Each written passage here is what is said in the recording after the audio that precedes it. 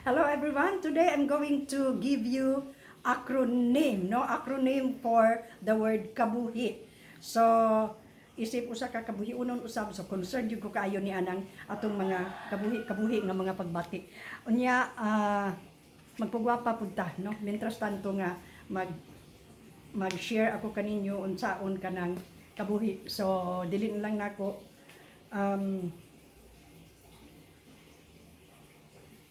kuanon pa, no? So, dili ingon nga kabuhionon kita unya idarana kita dili na lang punta mo pagwapa, no?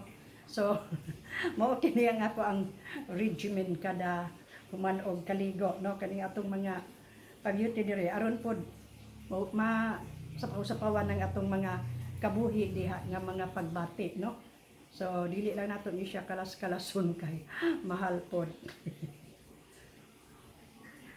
So, ang letter K sa kabuhi, ako kanang gitagaan og meaning nga kagutom dili nato hulaton. Tungod kay hulaton gani nato ang kagutom, madisgrasya gid dayon.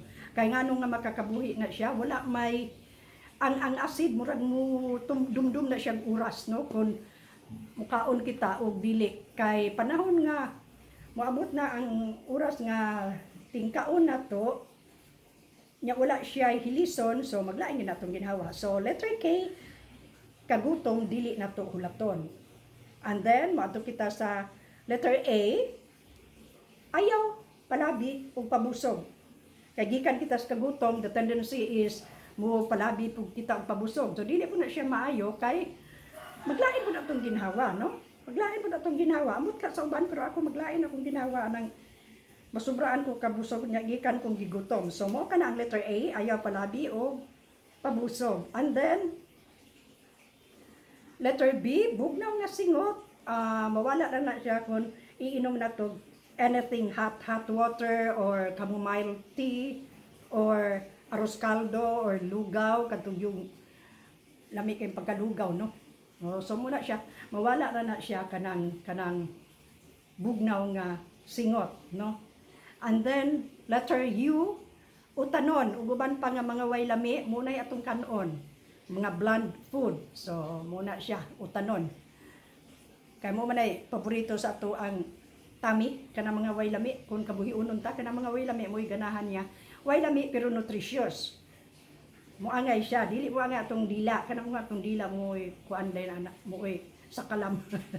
Kaya magpili, no? Dayon, sa letter H, haplas o pag-ampo, makatabang gina siya kaayo. So, haplas lang, no? Manghaplas kita, dayon paghuman, mangaliya sa atong makagagahom.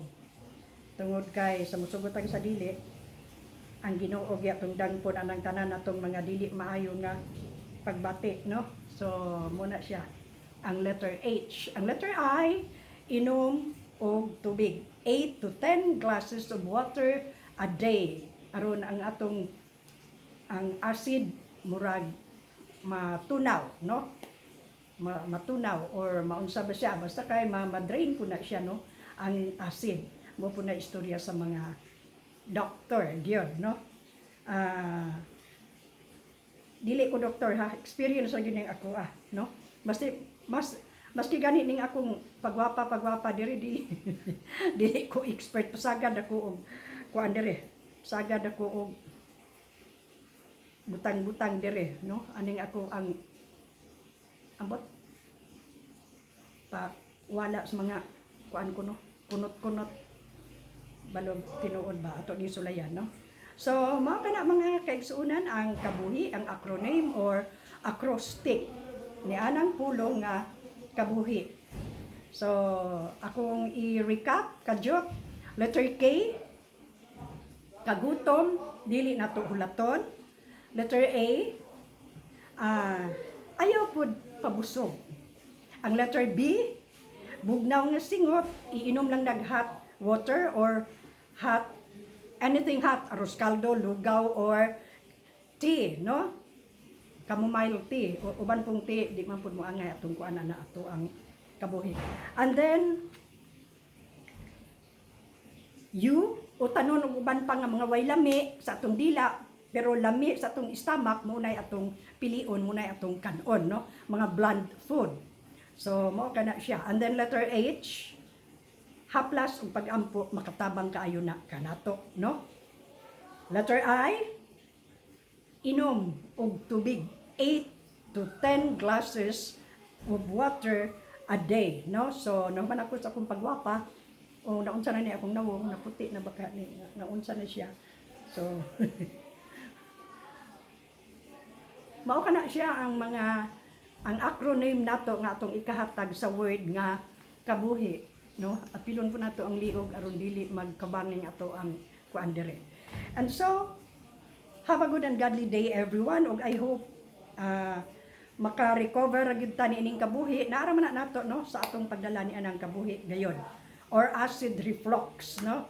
Masayon mong tingali litukon ang acid reflux, or medyo ato po ipasosyal gamay na itong sakit, acid reflux or gastroesophageal reflux disease, or in short sa atong pinulungan ng mga Bisaya, gikabuhi ko. So mao kana ang acrostic or acronym sa kabuhi. Acrostic na lang kay kanang acronym mura mo ganang mo na siya given ako ra maning gamagamat, no? So have a good and godly day again, and please remember Jesus loves you and me. He cares a lot maski sa atong health. So muduo lang kita kaniya og siya nay mahibalo sa tanan. So if you like the content of this channel or this vlog video, feel free to click the word subscribe and the bell button, and please like our video. Kana kung ganahan pud mo. So bye for now, hangtod sa sunod nato nga panagkukabildo. I love you all guys, and unsa inyong comment, kana lang pong positive nga comment, no, atong tubagon po na siya, no?